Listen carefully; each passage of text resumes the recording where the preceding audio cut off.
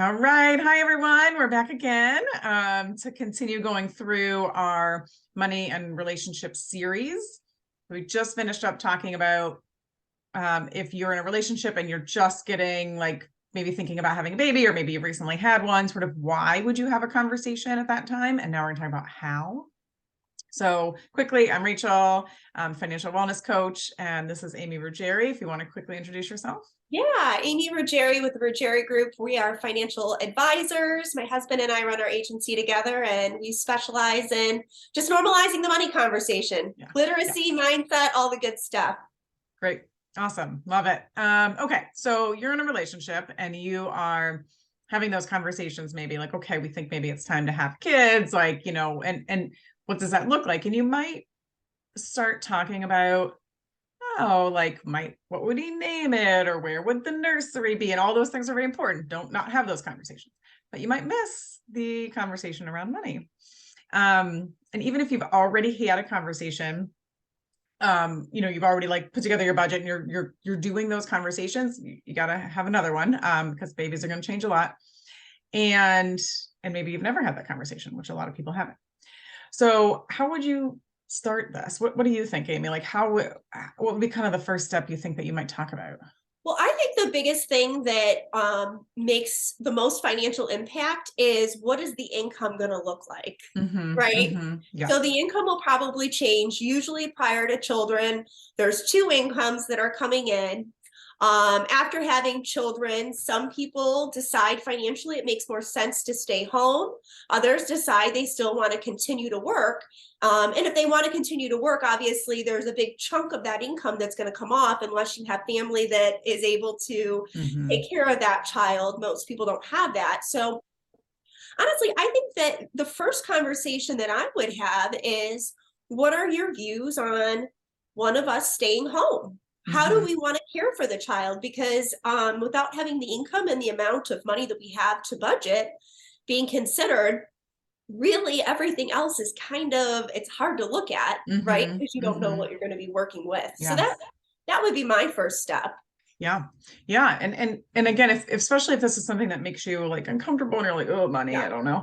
That makes sense. But you have to talk about if one of you might stay home, and even if you don't, you have to do some research on daycares and see what that's going to cost, because the last thing you want is to have a baby and you get done with your maternity leave, you both go back to work, and this is $700 a month. I had no idea. We don't have that.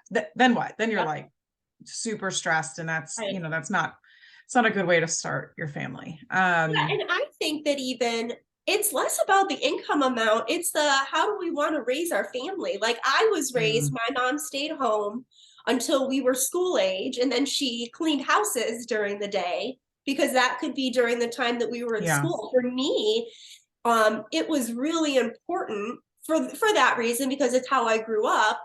But it was really important for me. I wanted to be a part of everything for my kids. I didn't want to miss any of it. And so for me to be asked to go back to work, that was not my dream. And so it is about the money, but how does that also impact your relationship? If you guys have two different views, where my husband, his mom worked all the time. She was a nurse. If he was sick at school, she came to the hospital. He came to the hospital and laid in the hospital bed until mom's shift was done. Very different upbringing. So that does obviously make an impact without even looking at the financial end of it. It's about how do I see our family's future? And then you can start there and then figure out, can I do that? Okay, this is in an ideal world, this is what I would want. I would want to work from home, or I wouldn't want to work at all, or whatever it is. And you weigh it. Or I just want to go back to work and I want to pay daycare. Whatever it is, it doesn't matter. But that's a good point. Just because you emotionally have to be behind the spending. If you're not emotionally involved, the stress is so much. That's the thing that I think is really hard with money and people. We detach emotionally from it. And the only time we do attach is in times of stress. Yeah. And so, So again, just how do you start having these conversations? Start with that. Well, ideally, this is how my, like both of you, like this is ideally, this is how my job would look. And then what does that look like on paper? What does that mean for our finances? And then you got to put together this handy dandy thing called a budget.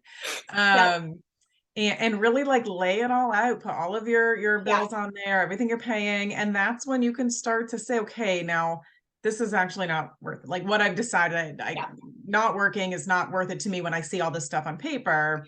So, we'll figure something else out, or you know what, this is really worth it. And even though it seems like it's gonna be hard, it's worth it. What can we cut back on? And then that's the time, because you've got a real shared goal. Like your goal is, maybe your goal is to quit your full-time job, work part-time, and maybe your income is going to decrease by just making this up $20,000 a year, so, and maybe you both agree, like that makes sense. That's what I want to do. That's how I want to spend my time with my children when they're young. And then, so then what do we have to do? So it's a shared goal. You're working together. You can figure out like, okay, we do go to Starbucks too much, or you know what, we've got Hulu and we really don't need it, or all these little things. Those are the little things too. Like keep that in mind. You don't have to say, oh, we have to buy a cheaper house. Nope, it could very well just be all those little things adding up. Yeah. Well, you know what? And I even think that like we have a couple of friends that for the first few years when things were a little bit more tight, they did something like sharing a car. If I don't need to be going all the time, you can plan and coordinate, and there's things that you can do.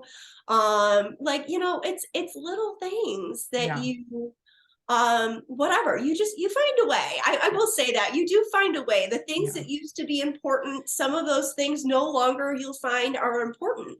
But I think the putting everything on paper, I always go back to that. Just put it all on paper. Look at all of your spending habits. Go 90 days back on your bank. I know it's time consuming.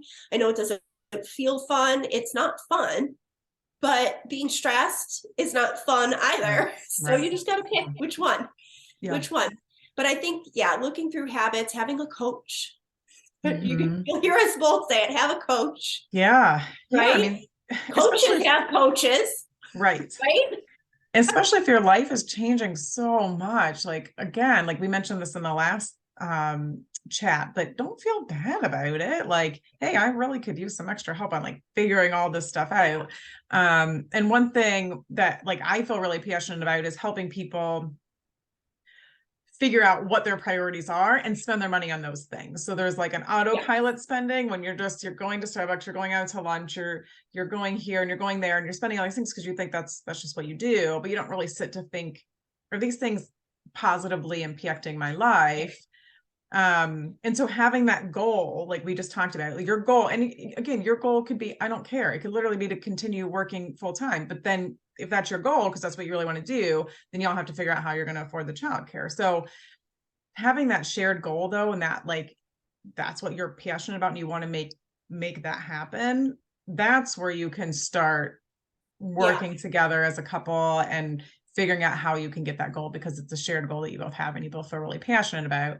That's when you can start like cutting back on those autopilot spending. Like, and that's when you got to track your spending. Like, oh, I didn't realize that going out to lunch was costing me $2,000 a year. Like, I didn't know that. And that is something that frankly isn't really bringing joy to my life. I can pick a lunch and save a lot there. So having that shared goal, and that's what you got to figure out when you're having babies or when you're having those conversations around potentially building your family.